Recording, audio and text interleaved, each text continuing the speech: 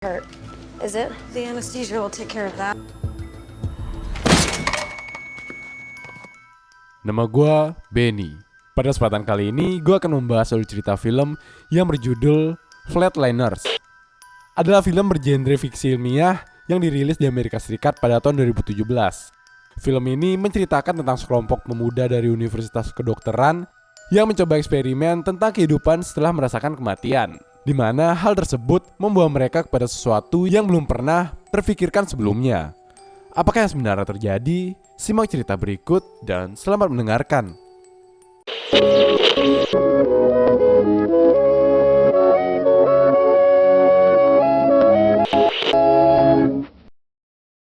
Film pun dibuka dengan scene memperlihatkan seorang wanita yang bernama Courtney yang sedang mengendarai mobil bersama adiknya yang bernama Hannah.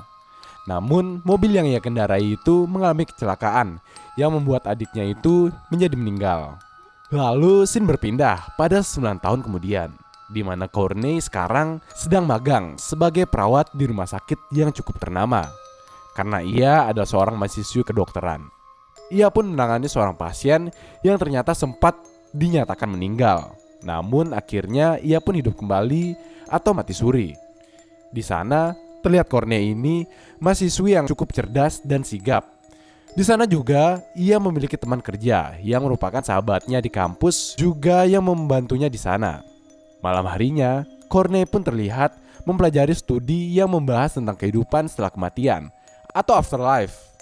Namun saat sedang ia belajar, ia melihat temannya yaitu Sophia yang nampak kesusahan hingga menangis.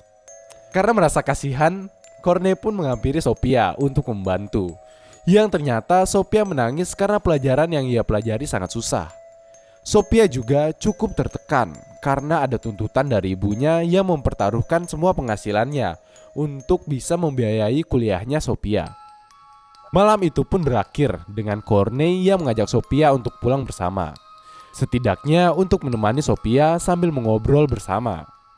Keesokan harinya pun Courtney menghampiri temannya yaitu Jamie yang sedang makan siang. Di sana Courtney mengajak Jamie untuk menemuinya malam nanti. Jamie yang memang suka kepada Courtney pun akhirnya bisa mengiyakan ajakan tersebut. Singkat cerita, malam pun tiba, di mana ternyata Courtney tidak hanya mengajak Jamie saja, namun ada juga Sophia di sana yang membantu Courtney. Ternyata Courtney ingin melakukan suatu proyek yang disebut sebagai Flatliners. Courtney pun menjelaskan kepada mereka berdua tentang Flatliners itu. Ternyata Courtney berniat merasakan sensasi kematian selama 1 menit dan merekam kerja otaknya, di mana hal tersebut bersangkutan juga dengan penelitian yang sedang dijalankan oleh Sophia. Namun Sophia ragu untuk membantu hal tersebut yang menurutnya berbahaya. Akhirnya ia pun pergi dari sana dan hanya Jamie yang membantu Courtney dalam proyeknya ini. Courtney pun akhirnya mulai untuk bersiap dengan memasangkan alat-alat penelitiannya kali ini bersama Jamie. Namun Courtney sempat menegaskan kembali kepada Jamie untuk menghidupkannya kembali setelah kematian selama 1 menit. Akhirnya proses penelitian pun dimulai. Jantung Courtney pun berhenti berdetak. Dan setelah 1 menit, Sophia kembali ke ruangan itu. Ia bersama Jamie pun mencoba menghidupkan Sophia. Namun sayang, mereka tidak berhasil melakukan itu. Sophia pun terlihat sangat panik. Hingga akhirnya ia menelpon temannya yang bernama Ray untuk membantu mereka. Ray yang ikut panik pun akhirnya langsung bergegas ke ruang praktek itu. Dan di jalan, teman yang bernama Marlo sempat bingung karena melihat Ray panik. Di ruang praktek, Ray langsung turun tangan dengan membantu mereka. Di sana, mereka awalnya cukup kesulitan.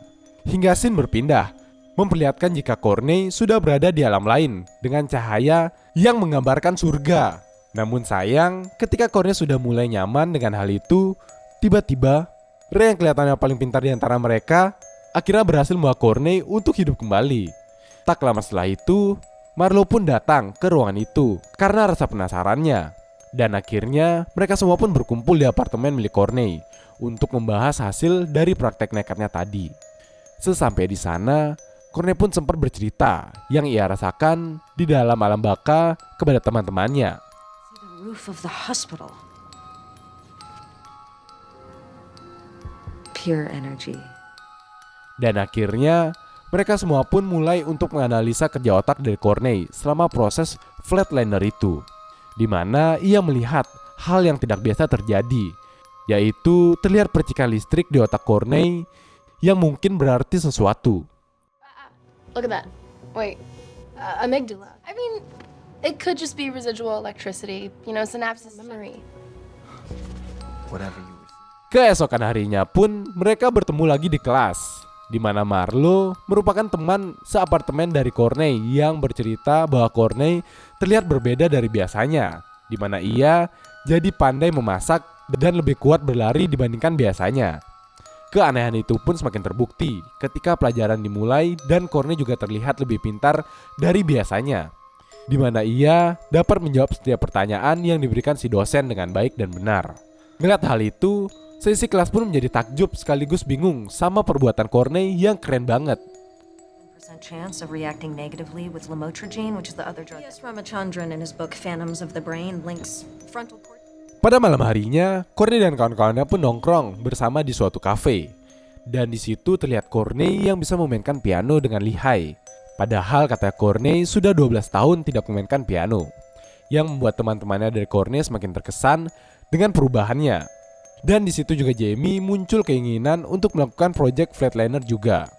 Sepulang dari kafe, Courtney pun menyadari sesuatu yang aneh dari dirinya, yaitu efek samping dari flatliner itu, yang membuatnya berhalusinasi seperti melihat makhluk astral, yang membuatnya takut walaupun sebenarnya tidak terjadi apa-apa. Keesokan harinya, giliran Jamie yang melakukan praktek flatliners, di mana saat kematiannya ia merasakan berada di motor bersama seorang wanita yang ia cintai dulu. Namun, sesampainya ia di kota yang sepi, wanita itu pun menghilang. Singkat cerita, ia pun berhasil dihidupkan kembali oleh teman-temannya. Setelah berhasil dengan prakteknya, Jamie pun menggelar pesta di apartemen milik Courtney, di mana di sana mereka sambil minum-minum sambil berjoget. Dan saat itu juga salju mulai turun di kota itu, yang membuat mereka pergi ke jalan untuk bermain bersama. Karena peristiwa itu pun tali persahabatan mereka menjadi semakin erat satu sama lain. Kali ini Marlo yang melihat flatlining merupakan hal yang menguntungkan, dan akhirnya berniat untuk melakukan praktek itu besok. Dan esok harinya pun giliran Jamie yang membuat teman-temannya kagum dengan perubahan yang drastis, di mana ia dapat menghandle satu pasien dengan sangat baik. Namun, sama dengan Courtney, Jamie juga akhirnya merasakan halusinasi. Ia melihat wanita yang ada di mimpinya mengawasinya dari jauh. Jamie pun ketakutan juga melihat hal itu. Namun tak lama berselang, wanita itu pun menghilang. Malam harinya pun waktunya Marlo melakukan flatlining. Namun, Sophia tidak diizinkan keluar oleh ibunya, sehingga mereka pun melakukannya tanpa Sophia. Kali ini, Marlo melihat dosa di masa lalunya, di mana hal tersebut membuat Marlo cukup sulit untuk dihidupkan kembali. Tapi setelah banyak percobaan dan berkat ketelatenan teman-temannya, Marlo pun bisa hidup kembali. Karena flatlining kali ini cukup mendebarkan, mereka pun akhirnya beristirahat di atas gedung sambil mengobrol ringan. Tapi tidak lama setelah itu, Sophia pun muncul dan bilang ke teman-temannya bahwa sekarang ia juga ingin melakukan flatlining. Ray dan Courtney pun awalnya sempat menolak karena takut terjadi apa-apa. Dan sebentar lagi petugas kebersihan pun akan datang, di mana cukup bahaya jika eksperimen mereka itu diketahui pihak rumah sakit dan kampus. Namun setelah Sophia memberikan alasan yang cukup kuat, akhirnya teman-temannya pun sepakat untuk melakukan flatliningnya sekali lagi. Di alam kematiannya, Sophia hanya melihat tuntutan dari orang tuanya yang membuatnya stres selama ini. Ia juga melihat dosa nakalnya yang sempat ia lakukan semasa remaja, yaitu menyebarkan photoshoot milik teman sekelasnya saat itu. Singkat cerita, flatlining Sophia pun berjalan dengan lancar. Meskipun mereka harus dikejar waktu karena petugas kebersihan sudah datang.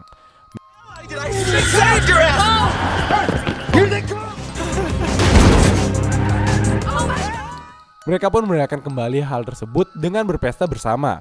Saat semua sudah menikmati pestanya, Courtney merasa tidak aman dan malah berjalan di area parkir yang membuatnya kembali berhalusinasi tentang kematian adiknya yang membuatnya semakin merasa bersalah.